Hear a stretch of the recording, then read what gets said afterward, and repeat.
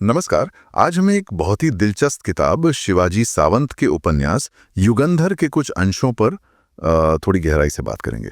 जी। ये अंश श्री कृष्ण के जीवन और उनके चरित्र को मतलब एक बिल्कुल अलग ही रोशनी में दिखाते हैं। हाँ, ये बहुत महत्वपूर्ण है। उपन्यास का जो मुख्य उद्देश्य है वो श्री कृष्ण के युगंधर रूप को सामने लाना है। युगंधर? हाँ, युगंधर मतलब युग को दिशा देने वाला। कोशिश ये है कि तार्किक सजगता से उनके जीवन पर जो एक तरह की शैवाल जमी है ना, गलत धारणाओं की, उसको हटाकर उनके साफ नील वर्ण जीवन सरोवर का दर्शन कराया जाए। अच्छा, मतलब प्रचलित धारणाओं से हटकर। बिल्कुल। यहाँ श्री कृष्ण केवल वो गीता की उपदेशक या चमत्कारी देवता भर नहीं है, बल्कि एक बहुत ही जटिल बहुआयामी व्यक्तित्व के रूप में उभरते हैं। और देखिए, स्रोत ये भी बताते हैं कि श्री कृष्ण स्वयं कहते हैं कि उन्हें मंदिर में स्थित वासुदेव न माना जाए। अच्छा। हाँ, बल्कि मन मंदिर का अंतर्वासी समझा जाए, जो हजारों साल बाद भी हमसे संवाद कर रहा है। ये तो बहुत दिलचस्प बात है। तो उपन्यास में उनके जीवन की शुरुआत कैसे दिखाई गई है? जैसे बचपन, उनका कुल। हाँ, उसमें भी काफी विस्तार है। जैसे उनका बचपन गोकुल में नंद बाबा के मुखिया निवास में बीता, ये जानकारी है। फिर उनके कुल का शिव पूजक होना। शिव पूजक? हाँ। ये तो कम सुनने में आता है। जी। और आभीर भानु वंश का स्मरण भी है, लेकिन शायद इससे भी ज्यादा अहम है उनके जन्म के समय की भविष्यवाणी। हाँ, भविष्यवाणी क्या थी वो? कि वे न्याय की रक्षा करेंगे, एक विस्थापित राजकुल यानी पांडव उनका समर्थन करेंगे, एक महायुद्ध करवाएंगे, और ये जरूरी बात कि स्वयं सिंहासन पर अधिकार नहीं जताएंगे। ओहो, मतलब पहले से ही तय था कि वो राजा नहीं बनेंगे बल्कि किंग मेकर टाइप होंगे। बिल्कुल। ये उनके युग प्रवर्तक मतलब युगंधर होने का सीधा संकेत है। और उनके व्यक्तिगत संबंधों के बारे में क्या है? राधा का जिक्र आता है? हाँ, राधा का जिक्र है। उन्होंने ही उन्हें वो मोरपंख का मुकुट भेंट किया था, ऐसा वर्णन है। अच्छा। और रुक्मिणी के साथ उनका संवाद है, जहाँ वो मोतियों के रंग और सुंदरता पर चर्चा करते हैं। ये छोटी छोटी बातें उनके मानवीय पक्ष को उभारती हैं। सही। द्रौपदी के साथ भी उनका संवाद बहुत महत्वपूर्ण है। हाँ, वो 5 पतियों वाली स्थिति। जी, उस जटिल स्थिति को वो समझते हैं। ये श्री कृष्ण की स्त्रियों के प्रति जो सम्मान और समझ थी, उसे दिखाता है। और उद्धव, उनका नाम भी आता है। उद्धव तो बहुत ही खास थे।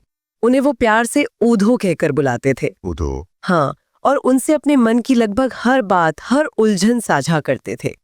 ये उनकी गहरी दोस्ती को दिखाता है। तो ये मानवीय रिश्ते और वो युग बदलने वाली सोच क्या उनके कामों में भी झलकती है, जैसे कंसवध वगैरह? हाँ, उपन्यास तो यही दिखाता है। कंस, चाणूर और मुष्टिक जैसे मल्लों का वध, या श्रृगाल जैसे अत्याचारी राजा का अंत, ये सिर्फ वीरता के कारनामे नहीं थे। तो फिर क्या थे? ये एक सोची समझी रणनीति का हिस्सा थे। न्याय स्थापित करने के लिए, समाज को एक नई दिशा देने के लिए उठाए गए कदम, पांडवों को उनका अधिकार दिलाने का वचन, या फिर द्वारका नगरी का निर्माण। द्वारका का निर्माण, हाँ। ये सब उसी युगंधर वाली भूमिका से जुड़ता है। और महाभारत और गीता? उपन्यास में इनका जिक्र कैसे है? देखिए, स्रोत ये कहते हैं कि महाभारत केवल कहानी नहीं है। अच्छा। प्राचीन ऐतिहासिक दस्तावेज है। हाँ, ये जरूर है कि उसमें बाद में बहुत कुछ जोड़ा गया, जिन्हें शायद शेपक कहते हैं। बिल्कुल सही, क्षेपक। और गीता, गीता तो उसी महाकाव्य का जैसे सार है, जिसकी बूंद बूंद में पूरे जीवन सागर को मथ डालने की क्षमता है, ऐसा कहा गया है। श्री कृष्ण ने सीखा भी बहुत कुछ है ना। मल्लयुद्ध का जिक्र है, किसी ऋषि के आश्रम का जिक्र है। हाँ, काका से मल्लयुद्ध सीखा और घोर आंगिरस ऋषि के आश्रम में आत्मविद्या प्राप्त की। आत्मविद्या? हाँ। वहाँ क्या बातें हुई? वहाँ स्थित प्रज्ञ और कर्मयोग जैसे विषयों पर चर्चा हुई। स्थित प्रज्ञ? हाँ। और कर्मयोग मतलब? स्थित प्रज्ञ मतलब वो व्यक्ति जो सुख दुख हार जीत इन सब में समान रहे, विचलित न हो। और कर्मयोग यानी फल की इच्छा किए बिना अपना कर्म करते जाना। ये सिद्धांत उनके पूरे जीवन में दिखते हैं। और अंत में उनका महाप्रयाण, वो कैसे दिखाया गया है? वो बहुत ही मार्मिक है। प्रभास क्षेत्र में भालका तीर्थ के पास एक पीपल के पेड़ के नीचे वो आराम कर रहे थे। हाँ। तभी जरा नाम के एक शिकारी का बाण उनके पैर में लगा और उन्होंने देह त्याग दी। लेकिन जो सबसे ज्यादा असरदार वर्णन है वो उद्धव का है। उद्धव का क्या हुआ उन्हें? उद्धव उस क्षण में शोक नहीं कर पाए। वो एकदम जड़वत हो गए। स्रोत कहते हैं कि वो समझ ही नहीं पाए कि उन्हें रोना क्यों नहीं आ रहा, जैसे सुन्न पड़ गए हों। और बाद में फिर असीम दुख का अनुभव हुआ। ये एक महामानव के जीवन के बहुत ही मानवीय अंत का चित्रण है।